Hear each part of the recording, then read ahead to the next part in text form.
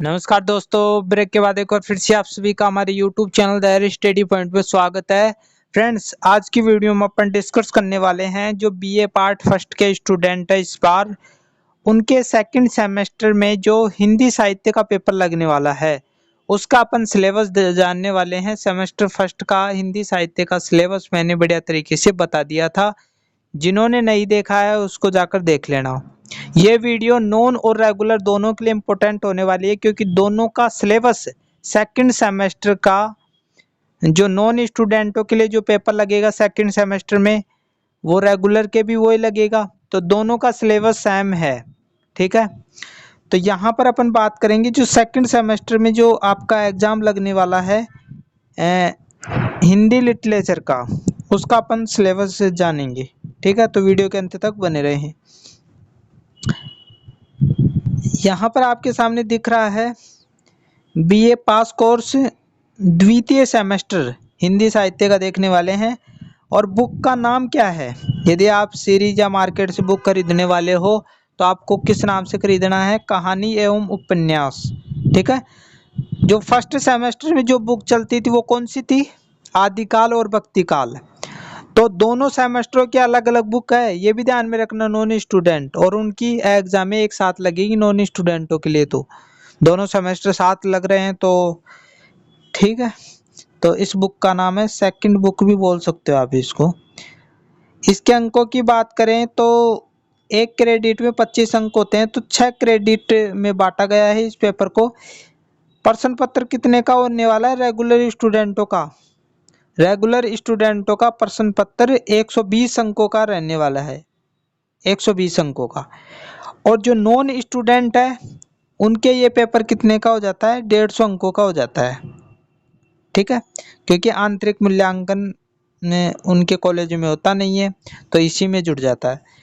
जबकि रेगुलर स्टूडेंटों का जो आंतरिक मूल्यांकन होगा वो 20 अंकों का होगा, तो ये भी यहाँ पर 150 अंकों का ही हो गया टोटल। तो दोनों का अंक बार आपको बड़े तरीके से समझ में आ गया होगा। टाइम 3 घंटे रहने वाला है। अब इसके सिलेबस की बात कर लेते हैं।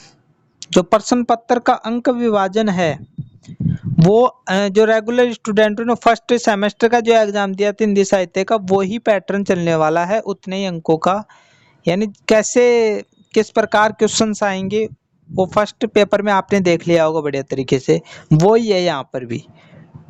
ठीक है, तो नॉन स्टूडेंटों के लिए मैं बता देता हूँ। तो यहाँ पर जो प्रश्न पत्र होगा वो 3 खंडों में विभक्त होगा। अ बैस है, जो खंड अ होगा उसके अंतर्गत एक अति लघुत्तरीय प्रश्न, 1 नंबर लगा के प्रश्न आएगा आपको। ठीक है, संपूर्ण पाठ्यक्रम में जितना भी आपका ये पाठ्यक्रम विभाजित है, 4 इकाइयों में विभाजित है, उस पर भी बात करेंगे। उसमें से आपके टोटल 10 क्वेश्चंस पूछेगा, वो छोटे, जो एक शब्द में आपको आंसर देना होगा, या एक शब्द या 2 शब्द में वो क्वेश्चन करेगा। तो आपने फर्स्ट सेमेस्टर में देखा था कि 10 क्वेश्चन आए थे, पहले क्वेश्चन में 10 क्वेश्चन बनाकर दिए थे उसने। प्रत्येक प्रश्न 2 अंकों का होगा, यानी 10 गुणा 2, तो 20 अंकों का आपके खंड ए में पूछे जाएंगे क्वेश्चंस। ठीक है, जो खंड ब होगा उसके अंतर्गत 2, 3, 4, 5 क्वेश्चन संख्या होगी, जिसमें सप्रसंग व्याख्या का प्रश्न पूछा जाएगा। इकाई 2 और 3 में निर्धारित पाठ से एक अवतरण, यानी एक कहानी से। तो यहाँ पर आप समझ रहे हो, यानी यहाँ पर बता रखा है इकाई 2 और इकाई 3 से एक सप्रसंग व्याख्या पूछी जाएगी। ठीक है, टोटल 4 सप्रसंग व्याख्या पूछी जाएगी। इसके बाद में आगे बढ़ते हैं। इकाई 4 से 2 अवतरण आंतरिक विकल्प सहित व्याख्या हेतु पूछे जाएंगे। तो यहाँ पर जो 4 इकाई रहने वाली है उसमें दो पूछे जाएंगे सप्रसंग व्याख्या।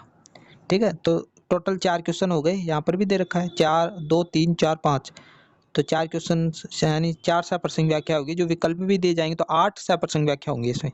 ठीक है, इसके बाद में खंड स की बात करें तो इसके बाद में 6, 7, 8, 9 क्वेश्चन संख्या, जिसमें निबंधात्मक प्रश्न पूछे जाएंगे, बड़े क्वेश्चन पूछे जाएंगे। यहाँ पर आप देखा 10 अंकों का क्वेश्चन रहने वाला है प्रसंग व्याख्या का, तो 4 क्वेश्चन पूछे जाएंगे, तो 10 गुणा 4 यानी 40 अंकों के ये हो गए, ठीक है। और ये 4 क्वेश्चन ये पूछे जाएंगे निबंधात्मक क्वेश्चन, और इनके विकल्प भी दे रखे होंगे, यानी 8 क्वेश्चन टोटल पूछे जाएंगे निबंधात्मक क्वेश्चन, और प्रत्येक क्वेश्चन 15 अंकों का होगा, तो 4 क्वेश्चन 60 अंकों के हो गए, तो प्लस 60 100 अंकों का तो ये हो गया, और 20 अंकों का ये हो गया, तो कितने हो गए 120 अंकों का आपका पूरा पूरा पेपर हो गया। अब अपन ये देख लेते हैं कि सिलेबस में क्या दे रखा है, तो पेपर पैटर्न देखा है हमने अभी, ठीक है। इकाई 1 में कहानी क्या होती है, परिभाषा में तत्व अपन को पता होनी चाहिए, यानी कहानी किसे कहते हैं उसकी परिभाषा, इसके कौन कौन से तत्व होते हैं। हिंदी कहानी उद्भव एवं विकास के प्रमुख चरण अपन को पढ़ने पड़ेंगे। उपन्यास क्या होता है, इसकी परिभाषा एवं तत्व, हिंदी उपन्यास का उद्भव एवं विकास के प्रमुख चरण है, आपको पढ़ने पड़ेंगे।